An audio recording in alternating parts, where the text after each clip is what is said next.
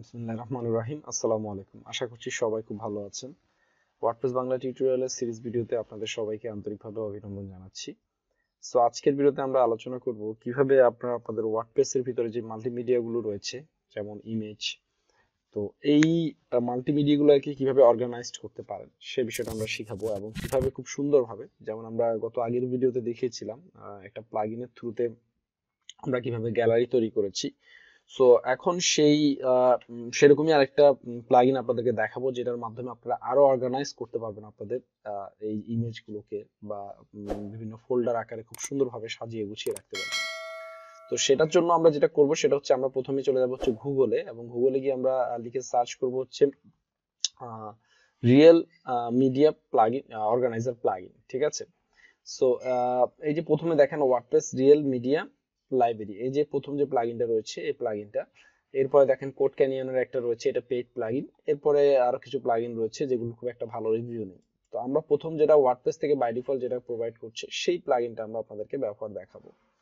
তো WordPress real media plugin, এটা আমরা কি করলাম, টেক্সটটা কপি করে নিলাম। আমরা বলেছি যে কোনো প্লাগইন ইউজ করার জন্য প্রথমে গুগলে সার্চ দেব, তারপর ওয়ার্ডপ্রেসের ডিরেক্টরিতে যাব। তো সেখান থেকে আমরা চলে যাচ্ছি হচ্ছে প্লাগইন সেকশনে। প্লাগইন থেকে চলে গেলাম আমরা ইনস্টল প্লাগইন অথবা অ্যাড নিউ। তো আমরা অ্যাড নিউতে যাচ্ছি। তো অ্যাড নিউতে যাওয়ার পর আমরা এখানে সার্চ দিচ্ছি হচ্ছে ওয়ার্ডপ্রেস রিয়েল মিডিয়া লাইব্রেরি। তো এই যে দেখেন এই প্লাগইনটা আমরা পেয়ে গিয়েছি, এটা 20,000 অ্যাক্টিভ ইনস্টল রয়েছে। সো আমরা এটা কি করলাম, এটা আমরা ইনস্টল করে নিলাম। তো ইনস্টল করার পরে আমরা এটা অ্যাক্টিভ করে নিলাম।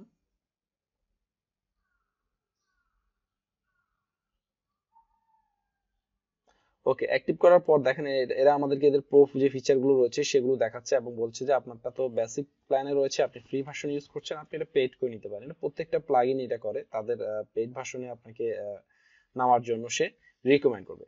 তো এখন আমরা কোথায় যাব, এখন আমরা চলে যাব হচ্ছে আমাদের যে মিডিয়া থেকে আমরা চলে যাব হচ্ছে লাইব্রেরি সেকশনে। তো লাইব্রেরি সেকশনে আগে যাওয়ার পর আপনারা যখন আগের আমাদের যে ভিডিওটা দেখেছিলেন সেখানে দেখেছিলেন আপনারা এই যে এখানে যে একটা নতুন যে একটা ড্যাশবোর্ড এসেছে, আপনার ড্যাশবোর্ডের পরে এখানে একটা নতুন ড্যাশবোর্ড এসেছে আমাদের প্লাগইনটার কারণে। ঠিক আছে।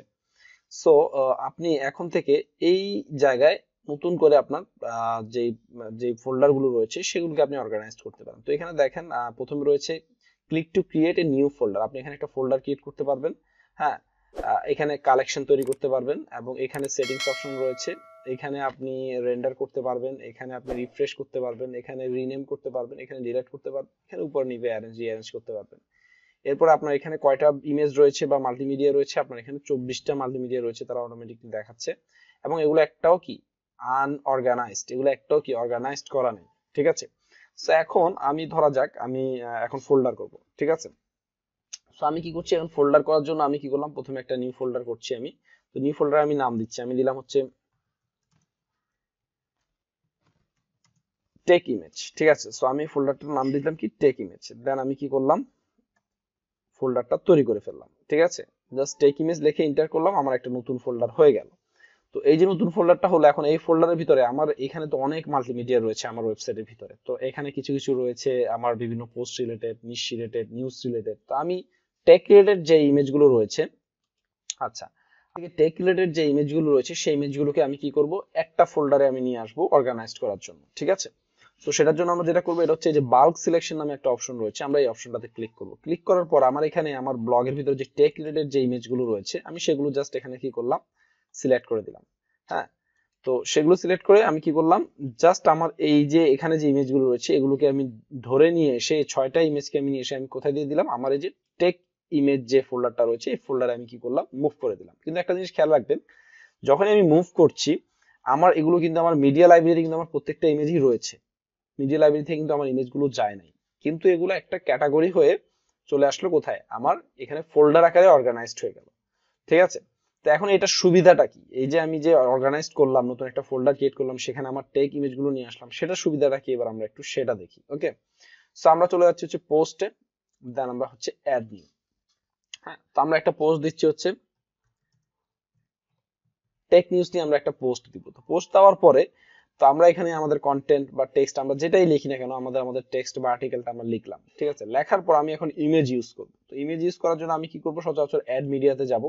তো তো অ্যাড মিডিয়াতে গেলে আমাদের এখানে র্যান্ডমলি অনেক ইমেজ আছে, বাট আপনি যে আগে থেকে অর্গানাইজড করে রেখেছিলেন আপনার যে ফোল্ডারে, যে দেখেন টেক নিউজ, আপনার কিন্তু এই যে এখানে টেক রিলেটেড যত ইমেজ রয়েছে সেগুলো কিন্তু এখানে কিন্তু কি আছে। তো আপনি চাইলে কিন্তু পুরো ফোল্ডারটাও ইউজ করতে পারবেন এখানে, ঠিক আছে।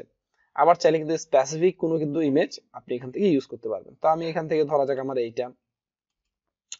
এইটা ইউজ করছি আমি এখান থেকে, এই ইমেজটা আমি এখান থেকে আমার পোস্টে ইনসার্ট করলাম। তাহলে আমার জন্য কি হলো, আমার জন্য কিন্তু সহজ হয়ে গেল। এবং এটাকে আপনি চাইলে কিন্তু কি করতে পারেন, সেন্টারে আনতে পারেন, অ্যালাইনমেন্ট ঠিক করে দিয়ে, হ্যাঁ, এই যে লেফটে আনতে পারেন, রাইটে আনতে পারেন, ঠিক আছে। আপনি এটাকে চাইলে আরো এখানে সাইজ ঠিক করে দিয়ে আপনি এটাকে থাম্বনেইল আকারে ইউজ করতে পারেন, হ্যাঁ, একটু বড় আকারে দেখাতে পারেন। আবার আপনি চাইলে এখান থেকে এটাকে কি করতে পারেন, লার্জ, মানে থাম্বনেইল থেকেও আরো বড়, ঠিক আছে, যে এরকম পোস্টের ভিতরে এটা বড় করে দেখাতে পারেন।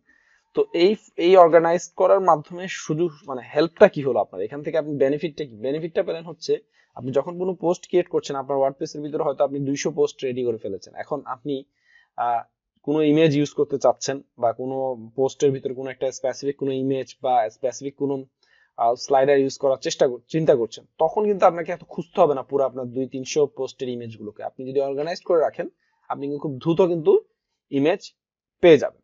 ওকে, সো আরেকটা জিনিস রয়েছে এখানে।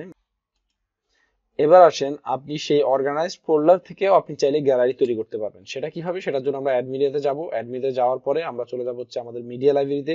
মিডিয়া লাইব্রেরিতে আমাদের এখানে এই যে অল ফাইলে গেলে তো আমরা সবগুলো ফাইলে আমাদের যতগুলো ইমেজ রয়েছে সবগুলো দেখতে পারবো, বাট আমরা যে টেক ইমেজ তৈরি করেছিলাম সেটার উপরে থেকে আমরা একটা গ্যালারি তৈরি করবো। তো সেটার জন্য আমাদের যেটা করতে হবে সেটা হচ্ছে কি, অ্যাড গ্যালারি। তো গ্যালারি অ্যাড করতে হলে আমরা কি করতে হবে, আমাদের ইমেজগুলোকে, মাল্টিপল ইমেজগুলোকে সিলেক্ট করতে হবে। আমরা একটা গ্যালারিতে আমাদের ইমেজগুলো নিয়ে আসতে যাচ্ছি। তা আমি কি করলাম, প্রত্যেকটা ইমেজ একটা গ্যালারিতে নিয়ে আসলাম। এই যে দেখেন আমাদের প্রত্যেকটা ইমেজ কিন্তু একটা সেকশনে চলে এসেছে, এবং এটা সম্ভব হচ্ছে কিন্তু আমরা একটা ফোল্ডার করে সাজিয়ে রেখেছিলাম আমাদের টেক ইমেজগুলোকে। এবার ইনসার্ট গ্যালারিতে ক্লিক করলে আপনি দেখবেন আপনার এখানে যে পোস্টগুলো রয়েছে সেই পোস্টগুলো কিন্তু একটা নির্দিষ্ট ফ্রেমে কিন্তু চলে এসেছে কোথায়, আপনার ওয়ার্ডপ্রেস পোস্টের ভিতরে, ঠিক আছে। সো এই ধরনের চমৎকার ফিচার গুলো আপনি আবার একটা জিনিস করতে পারবেন, সেটা হচ্ছে যে এই যে গ্যালারির যে সেটিংসটা, কয়টা কলামস থাকবে সেটা আপনি এখান থেকে ঠিক করে দিতে পারবেন। আপনার ইমেজের সাইজটা কি মিডিয়াম থাকবে নাকি লার্জ থাকবে নাকি ফুল সাইজ থাকবে, মিডিয়াম দিয়ে দেখতে পারেন যে আপনার এটা সাইজটা কেমন হয়, ঠিক আছে।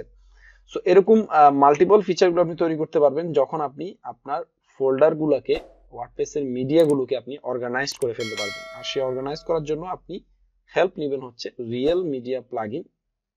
এই প্লাগইনটা, যে প্লাগইনের মাধ্যমে আপনি ফোল্ডার আকারে প্রত্যেকটা, এমনও করতে পারেন আপনি চাইলে, ঠিক আছে, এমনও করতে পারেন আপনি, যেমন আপনি আপনার ওয়ার্ডপ্রেসের যত ফোল্ডার রয়েছে, যেমন ধরা যাক হচ্ছে আমি 4টা ইমেজ ইউজ করছি বা 10টা ইমেজ ইউজ করছি হচ্ছে আমার অমুক পোস্টের জন্য। কোন পোস্ট, ধরা যাক আমি ইউজ করছি হচ্ছে China new technology. China new technology এই পোস্টের জন্য আমি 10টা ইমেজ ইউজ করেছি।